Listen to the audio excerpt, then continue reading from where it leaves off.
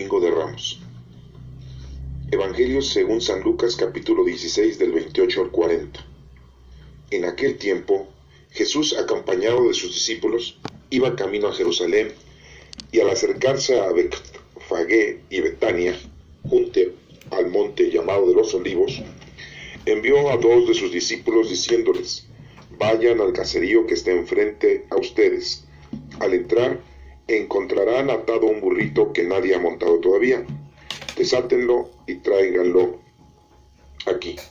Si alguien les pregunta por qué lo desatan, díganle: el Señor lo necesita. Fueron y encontraron todo como el Señor les había dicho. Mientras desataban el burro, los dueños le preguntaron por qué lo desamarran. Ellos contestaron: el Señor lo necesita. Se llevaron pues el burro, le echaron encima los mantos e hicieron que Jesús montara en él. Conforme iba avanzando, la gente tapizaba el camino con sus mantos, y cuando ya estaba cerca la bajada del monte de los Olivos, la multitud de discípulos entusiasmados se pusieron a alabar a Dios a gritos por todos los prodigios que habían visto, diciendo: bendito el Rey que viene en el nombre del Señor, paz en el cielo y gloria en las alturas. Algunos fariseos que iban entre la gente le dijeron: Maestro, reprende a tus discípulos. Él les replicó: les aseguro que si ellos se callan, gritarán las piedras. Esta es palabra de Dios. Honor y gloria a ti, Señor Jesús. Este próximo domingo estamos celebrando la fiesta del Domingo de Ramos. Es una fiesta que estamos celebrando porque da inicio la Semana Mayor, que así le dice la Iglesia Católica. ¿Por qué le dice la Semana Mayor? Porque es cuando recordamos la pasión de nuestro Señor Jesucristo. Se menciona de que nuestro Señor Jesucristo entra a Jerusalén como Rey de Reyes, triunfador. Quiero que todo esto ustedes lo observen, lo tengan a ustedes pendiente, ya que se manejan varios puntos dentro de las tradiciones y las costumbres católicas en las que muchas veces nos vemos envueltos y no sabemos exactamente cuál es el significado de cada una de estas.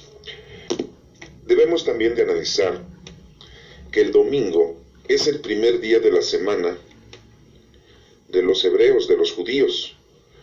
Para nosotros, en la actualidad, lo tomamos como el séptimo día y descansamos, supuestamente.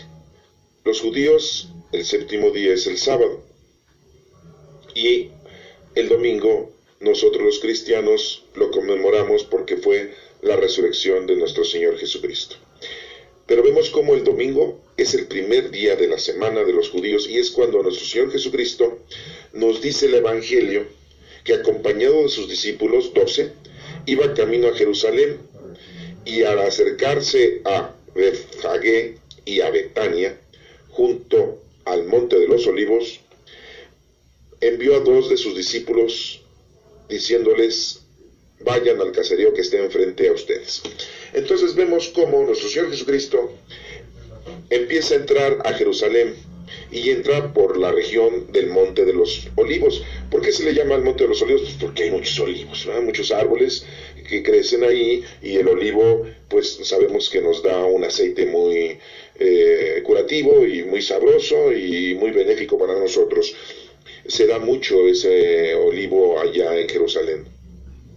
Ese Monte de los Olivos, pues es una región aproximadamente como de 3 kilómetros que está todo enfrente de Jerusalén. Nuestro Señor Jesucristo entra por ahí está entrando, por el Monte de los Olivos, y pasa cerca de estas de esos 2 poblados de Betfagé y de Betania. Y les dice a sus 2 discípulos, no nos menciona los nombres, le dice a sus 2 discípulos que vayan al caserío que está enfrente, a un como poblado, a un como ranchería, a una casa, y al entrar encontrarán atado un burrito. Le dice que vayan y que vayan a encontrar un burrito que nadie ha montado todavía. Les da una indicación para que realicen una actividad, que es llevarle un burrito. Todo esto es algo como muy de comedia, ¿no? Porque diríamos nosotros, bueno, nuestro Señor Jesucristo está entrando el día lunes, primer día de la semana para nosotros sería, pero para ellos es el domingo. El primer día de la semana, domingo, va a entrar a Jerusalén, viene caminando con sus discípulos por todo el Monte de los Olivos, lo va recorriendo, ¿vale? Como les digo, si empezó a recorrerlo desde el principio, pues hasta llegar a Jerusalén, pues sí, todo el trayecto, la distancia, ¿verdad?, de todo el monte, toda la falda del monte, pues son como 3 kilómetros. Pero bueno, aquí lo importante es que nuestro Señor Jesucristo manda a 2 discípulos, no sabemos quiénes son. Es como una indicación contigo. El Señor te da una indicación y no presume los nombres de las personalidades que iban a cumplir con esa actividad. El Señor nos da una indicación y nosotros la debemos de realizar. Y estos 2 discípulos, que no sabemos quiénes son, podemos inventar nombres, podemos decir, pues era Juan y Santiago, era Pedro y Andrés, era Santiago Medor y Judas Tadeo. Era Simón y Bartolomé, no sabemos, Mateo o Judas Iscariote, no sabemos quiénes eran, o Tomás, no sabemos, no vamos a poner aquí el nombre de esos discípulos, porque quiere darnos a entender que cualquiera de nosotros es ese discípulo, y que debemos de seguir las indicaciones de nuestro Señor Jesucristo, y lo vemos como aquí, caminando, llega a ese lugar, y les dice a sus discípulos, vayan ahí enfrente, van a encontrar un burrito, que nadie ha montado todavía, desátenlo y tráiganlo aquí. Si alguien les pregunta por qué lo desatan, díganle, el Señor lo necesita. Y dice aquí que fueron y encontraron todo como el Señor les había dicho. Mientras desataban el burro, los dueños le preguntaron, ¿por qué los desamarran? Ellos le contestaron, el Señor lo necesita. Hasta aquí vamos a hacer una pausa. Entonces, los dueños del burro ya estaban apalabreados con nuestro Señor Jesucristo. O sea que nuestro Señor Jesucristo ya había hablado con ellos. ¿Quiénes eran esas personalidades? No lo sabemos, tampoco nos dice los nombres, tampoco nos dice que fueran parentela de nuestro Señor Jesucristo por parte de San José o por parte de José el Carpintero. No nos menciona nada de esos datos históricos, solamente nos dice que los dueños del burro sí le preguntan a los discípulos y los discípulos le dicen, el Señor lo necesita. Esa era la frase, esa era la clave, esa era la contraseña, el Señor lo necesita, ¿sí? Entonces, cuando hizo este contacto con esa gente para que le dieran, le regalaran, le prestaran el burrito, que era un burrito que nadie lo había montado. Bien claramente lo dice nuestro Señor Jesucristo. Esto quiere dar a entender que nuestro Señor Jesucristo va a entrar a Jerusalén montado en un burro.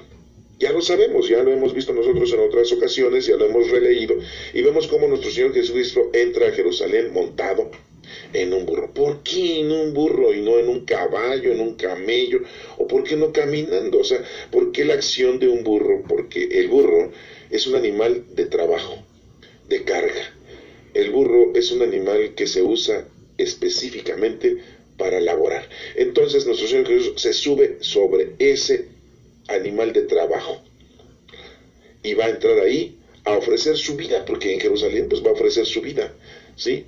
Y lo lleva un burro, lo lleva un animal de trabajo. Esto nos hace entender a nosotros que el trabajo es muy importante, que nosotros lo llevemos a cabo en las cosas del Señor, las obras que tengamos que hacer. Tenemos que trabajar, tenemos que ser como burros de trabajo, animales de trabajo en las cosas del Señor. Tenemos que cargar sobre nosotros ese cuerpo místico de nuestro Señor Jesucristo. Llevar en nuestra vida, en nuestro corazón, en nuestra alma, en nuestra mente, a nuestro Señor Jesucristo, estarlo cargando siempre. Seamos burros, sí, en las cosas del Señor, en el trabajo del Señor, porque somos pescadores, somos discípulos, somos soldados, sí, al servicio de nuestro Señor. Y vemos entonces como aquí dice que nadie lo ha montado. Esto quiere decir que nosotros cuando llegamos aquí llegamos limpios, estamos como un vaso vacío y nos llenamos de las cosas del Señor. Pero desafortunadamente nos llenamos de las cosas mundanas, terrenales, y eso es lo que nos hace que ya no carguemos con nuestro trabajo, que ya no seamos animales de carga. En esta ocasión nos estamos denominando burros. En otra ocasión nos estábamos denominando perros. ¿Por qué? Porque se acuerdan del Evangelio, donde la mujer le dice al Señor, al Maestro, las migajas que caen de la mesa del Señor, también se la comen los perros. ¿Ah? ¿Se acuerdan de ese Evangelio? Bueno, también en ese momento nos llamó perros. Aquí nos llamamos burros. También nos llama que somos peces. Y también nos dice que somos, hablando de animales, ¿verdad? Sí, que somos peces. Sí, que nos pescan otros. Sí, perros que comemos de lo que cae del Señor. Burros porque cargamos. Sí, somos animales de carga para laborar, para trabajar en nombre de nuestro Señor. Y nos dice aquí que, pues, vayan por ese burrito. O sea, cuando los discípulos se dieron cuenta que nuestro Señor Jesucristo había contactado con esta familia, con estos dueños. No nos menciona eso. O sea que también tenía sus escapaditas nuestro Señor Jesucristo. Esto quiero hacerles entender, de que muchos pensamos que los discípulos nada más permanecieron con nuestro Señor Jesucristo día y noche, ¿no? Algunos de ellos, o paulatinamente, pues iban a sus casas, regresaban con nuestro Señor Jesucristo, estaban pendientes de su familia, estaban conscientes de que tenían familia y que tenían que dedicarse a las cosas de nuestro Señor. Nuestro Señor Jesucristo, muchas ocasiones, a sus discípulos los mandaba y Él se quedaba solo. Recordemos cuando la samaritana, sí, en el pozo le iba a dar de beber. Y no tenía cómo sacar agua a nuestro Señor Jesucristo, y la mujer le dice, pues si tú no traes ningún cántaro para sacar agua, ¿cómo dices que me vas a dar agua de la vida eterna?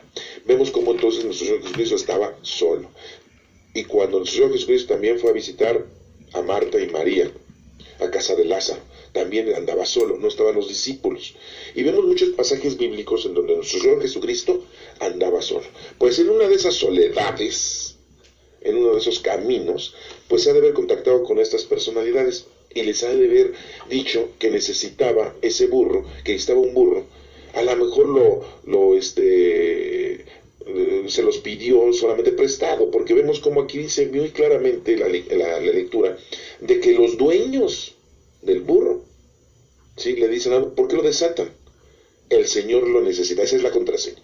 Ah, bueno, ya estaba palabreado. No creo que les haya dejado dinero o que le hayan cobrado una renta por el burro.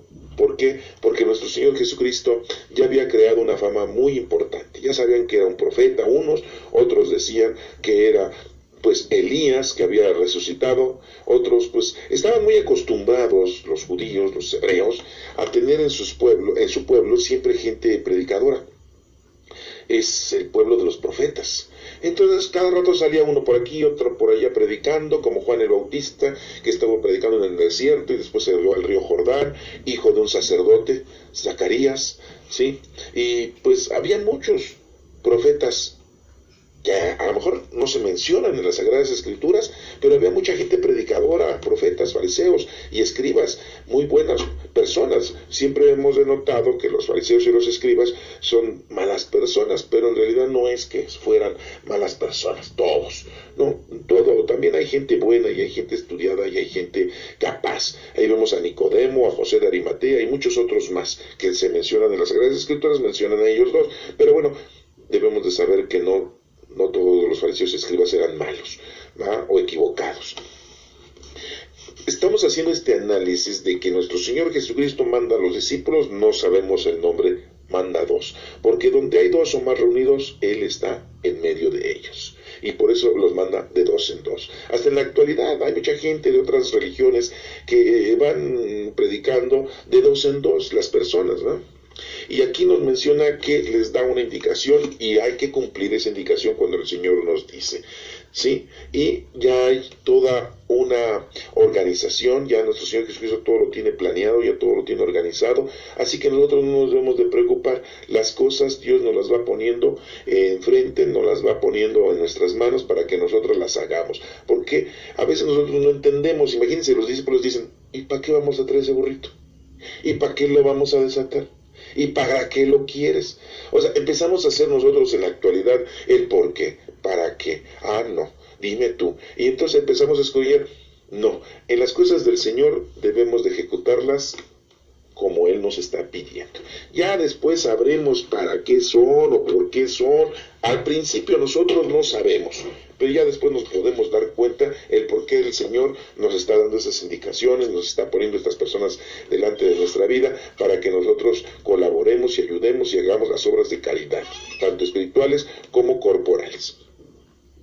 Y bueno, pues aquí vemos como manda dos, no dice los nombres, si lo obedecen, hacen lo que tienen que hacer, se cumple todo lo que nuestro Señor Jesucristo dice. Esto quiere decir que pues todo lo que Dios dice se va a cumplir, ¿sí? La clave es, el Señor lo necesita, el Señor nos necesita a nosotros para que hagamos las cosas que nos ha mandado, ¿eh? Así como le dijo esa contraseña a los discípulos. Y desamarrar quiere decir la libertad que debemos de tener nosotros para llevar a cabo las cosas del Señor. Y bueno, aquí vemos cómo nos menciona, ellos contestaron, el Señor lo necesita, sellaron pues el burro, le echaron encima los mantos e hicieron que Jesús montara en él, para que pudiera entrar en ese burro. Este significado nos hace entender que el Señor, sí, es la obra de nuestro Padre Dios. ¿Y quién lleva esa carga? Ese animal, ese burro de carga, ese trabajo, ¿sí? Ese animal de trabajo. Conforme iba avanzando, la gente tapizaba el camino con sus mantos. Se me hace así como muy bonito, así como, pero ¿por qué ponen sus mantos? ¿Qué quiere decir eso? ¿Qué quiere decir que pusieron los mantos encima del burro para que se sentara nuestro Señor? Porque el manto te cubre, el manto te reviste, el manto es parte de tu vida. Y le estamos ofreciendo al Señor nuestro vestido, nuestra forma de vida, para que Él nos perdone nuestros pecados. Ponemos nuestro manto, ¿sí? Y Él está sentado sobre todas nuestras actividades malas y buenas. Ponemos nuestro manto para que Él esté reposando ahí y Él sea nuestro camino, nuestra verdad, nuestra luz, la puerta para llegar al Padre. Y toda la gente pone sus mantos en el suelo, pone sus vidas, ¿sí?, a los pies de nuestro Señor para que el Señor pase. ¿Por qué? Porque Él es el único camino, verdad y vida para salvarnos. Y dice que aquí que ya estaba cerca la bajada del Monte de los Olivos, pues va de bajada.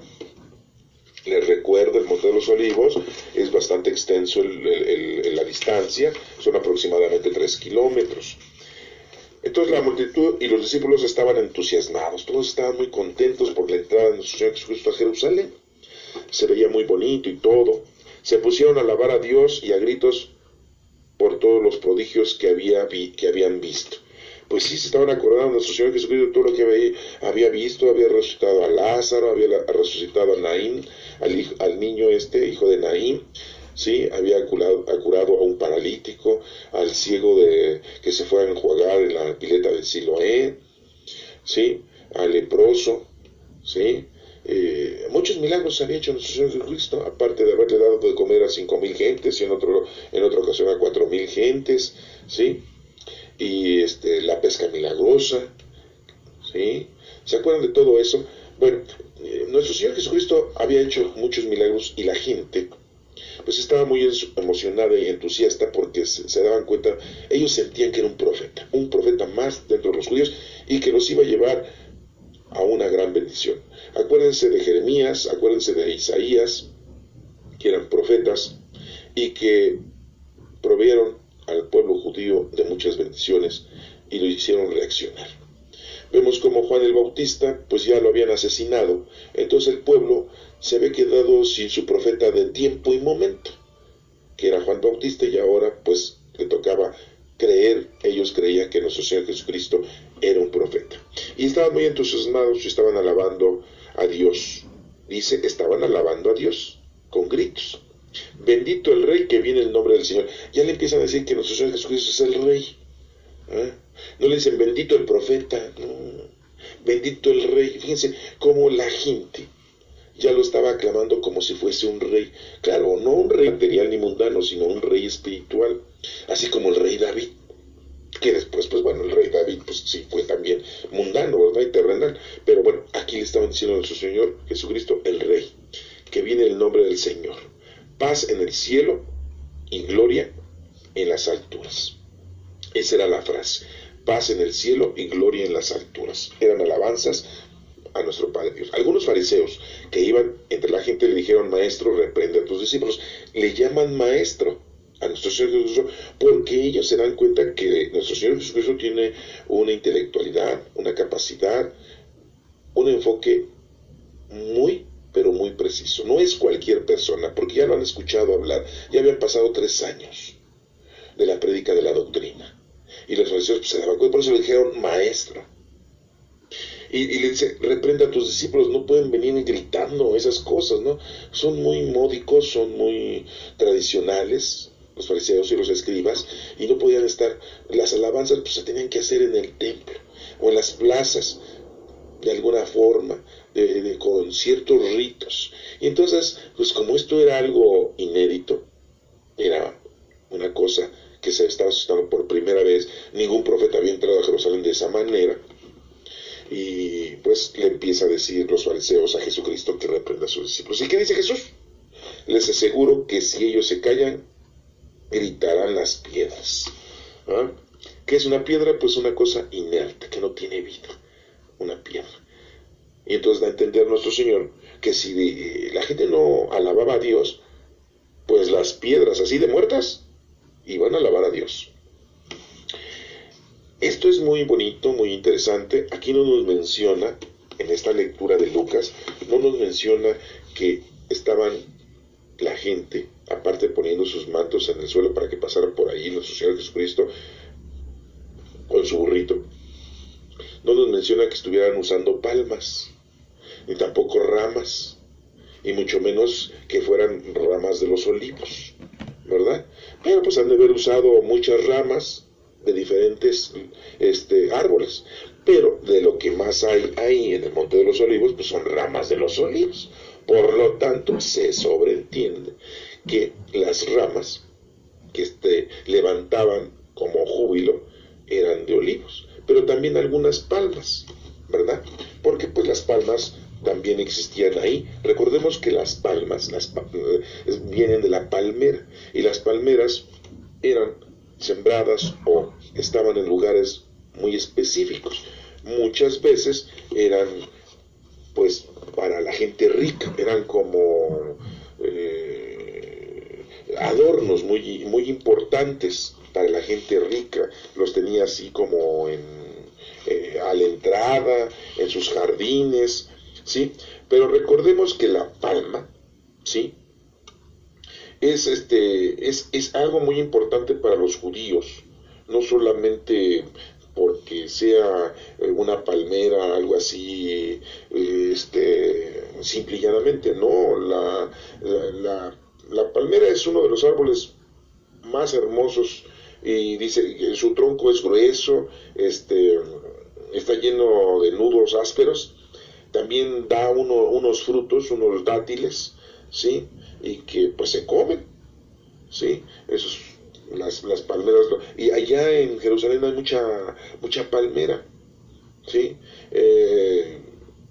Esto quiero hacerles entender, porque no solamente los olivos existían ahí en Jerusalén, también la palmera era algo muy importante para los judíos. Era un símbolo de grandeza, de fuerza, ¿sí? De hecho, las palmeras, el fruto que crece de las palmeras es un fruto que lo comen muy comúnmente, bueno, lo comían en aquel entonces muy comúnmente los hebreos, y pues era como un tipo de miel, como un tipo de jarabe, ¿sí? Y bueno, pues decir, no solamente los hebreos, también en Grecia, en Egipto, en Arabia, en Persia, las palmeras eran muy importantes. Entonces yo creo que también cuando el Señor Jesucristo entró el domingo, el primer día de la semana para ellos, también llevaban palmas de las palmeras, porque es un significado milenario de los hebreos, ¿sí? Al igual que el árbol de los olivos, que vemos que el árbol de los olivos pues es un árbol que pues está muy codiciado, ya que todo el monte de los olivos, 3 kilómetros aproximadamente, está lleno de olivos, y se saca también el aceite de los olivos, que es muy benigno y es muy nutritivo, y también pues llevaban ramas de los olivos. Esto quiere decir que a nuestro Señor le estamos ofreciendo la palma de la palmera, símbolo muy importante para los judíos, y también las ramas de los olivos, árbol muy significativo para los judíos. Y bueno, debemos de entender también que nuestro Señor Jesucristo pasaba mucho tiempo en el huerto de los olivos, no en el monte de los olivos, en el huerto de los olivos, que era un huerto, ya una parte en donde estaba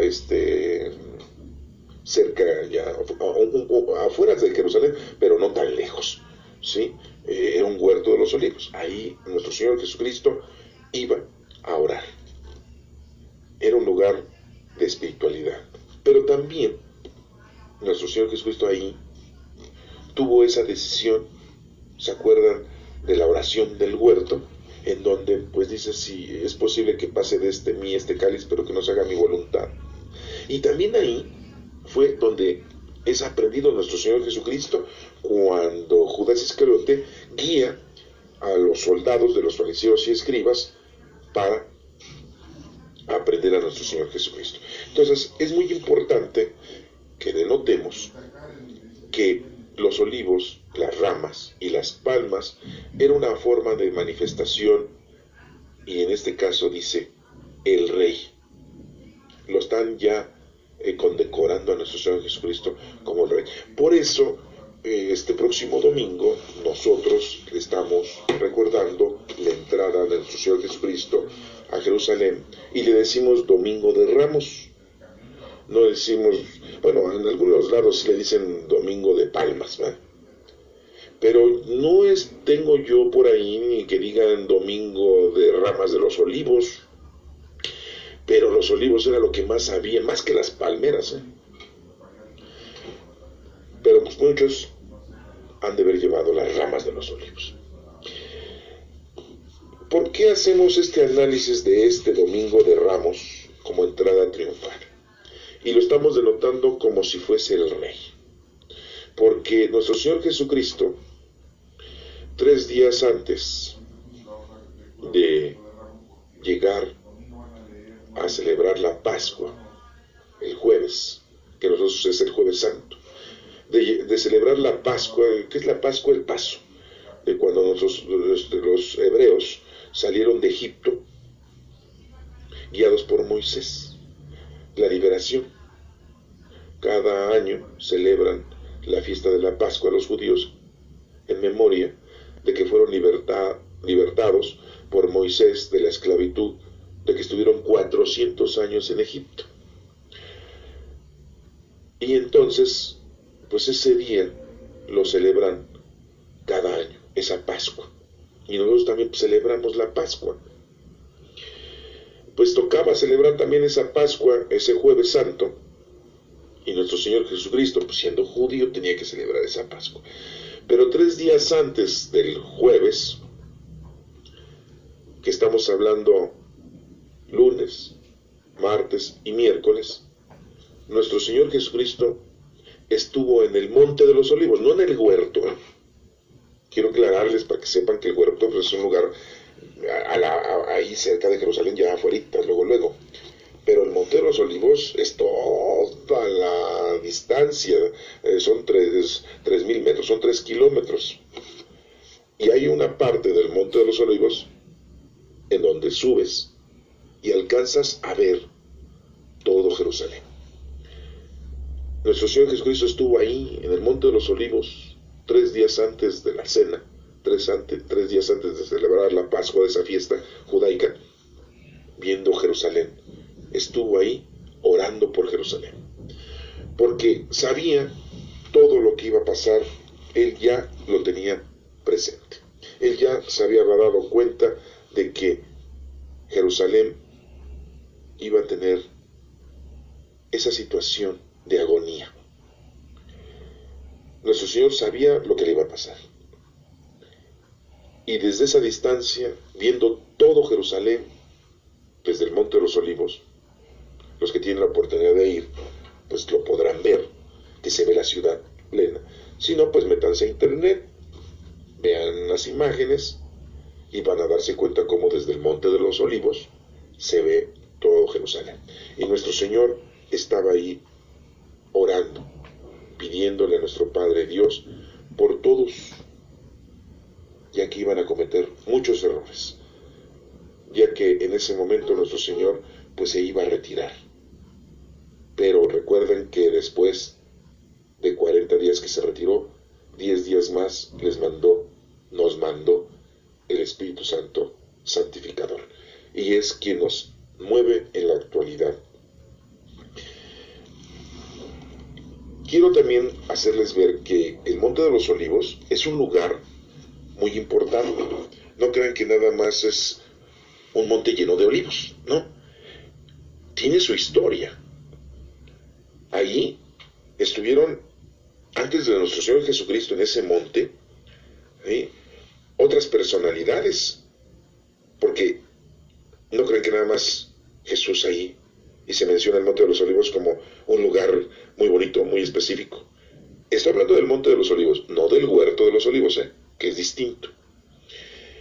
El monte es toda una cordillera, la parte de abajo es toda una cordillera, ¿sí?, y recorre desde el norte hasta el sur del lado oriente de Jerusalén. Por eso es que si tú te subes al monte, ves a Jerusalén mirando hacia el occidente, porque tú estás del lado oriente de Jerusalén, ¿sí? Bueno, hay un muro en la ciudad de Jerusalén que separa un lugar que se llama Cedrón. Entonces, ya después del Cedrón empieza la falda del Monte de los Olivos. Se ve también el Valle del Jordán, que se ve a lo lejos. No crean que está cerquito, o sea, también se ve un poco lejos. Ahí hay un tipo de piedra en todo el monte, en la parte de abajo, una piedra muy caliza.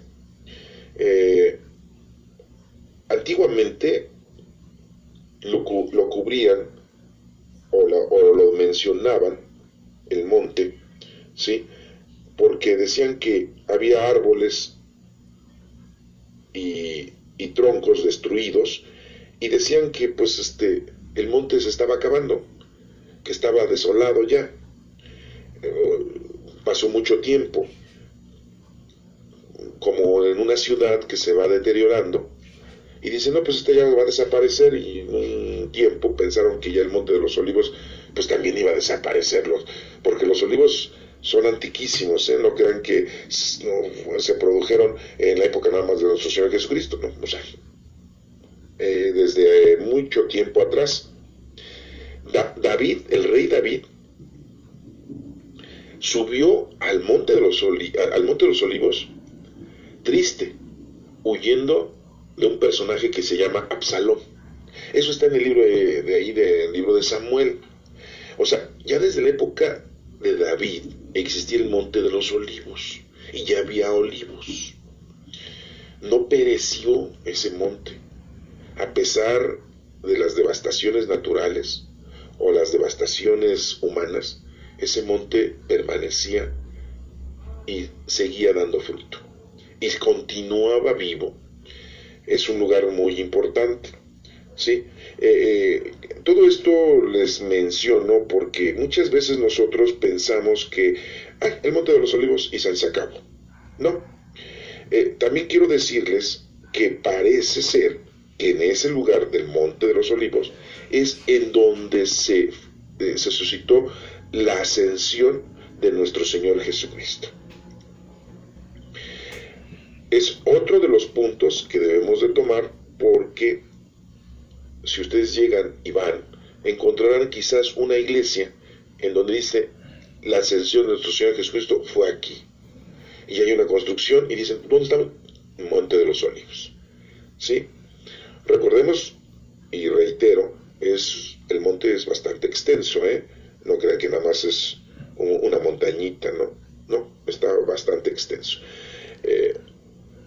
Todo esto es importante que ustedes lo tengan, porque si nuestro Señor Jesucristo, el domingo próximo, estamos celebrando su entrada triunfal a Jerusalén, debemos nosotros festejar la entrada triunfal en nosotros, con nosotros. El Señor está con nosotros y estará siempre con nosotros.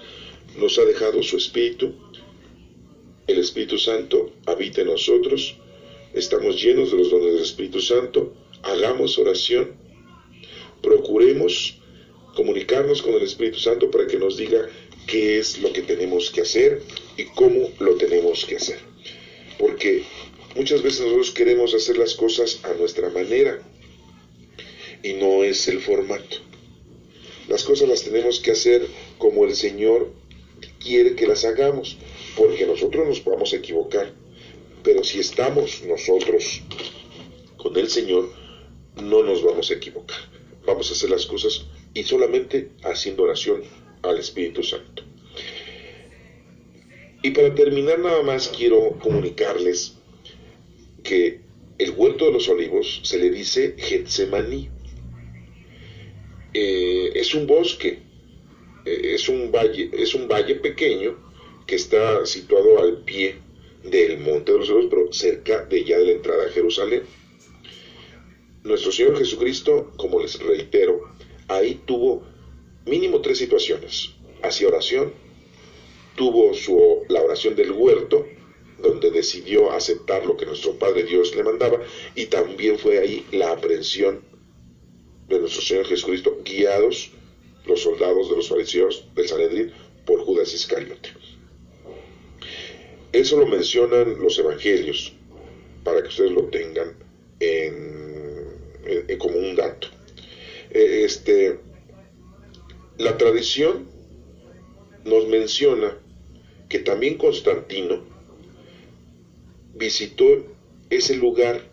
¿Y quién era Constantino? Pues un rey romano, ¿sí?, que ya de alguna manera había aceptado la doctrina cristiana, o que se publicara la doctrina de Cristo. Fue ahí.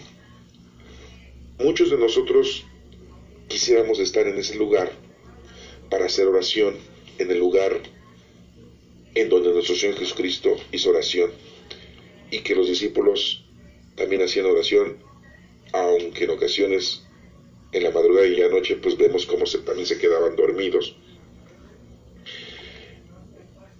Pero en la actualidad pues ya es diferente el lugar, ya lo han decorado, han hecho caminitos, ya le han puesto unas bardas, un piso así como de adoquín, para que la gente pues se pueda ir pasando por ahí, acomodando, pero sigue habiendo árboles de olivo. Esto es muy importante porque todos los lugares en donde nuestro Señor Jesucristo estuvo, en la actualidad, pues ya están de una manera presentable por el turismo. Pues qué bonito, qué bueno que ya lo han transformado, que lo han reformado, y ya lo pueden ustedes apreciar de una manera distinta. Pero lo esencial es lo emotivo de las situaciones que nuestro Señor Jesucristo vivió en cada uno de esos lugares. Y el Getsemaní pues es un lugar muy importante, porque es un lugar de oración. Bueno, espero que este próximo domingo tengan todos ustedes a nuestro Señor dentro de su corazón.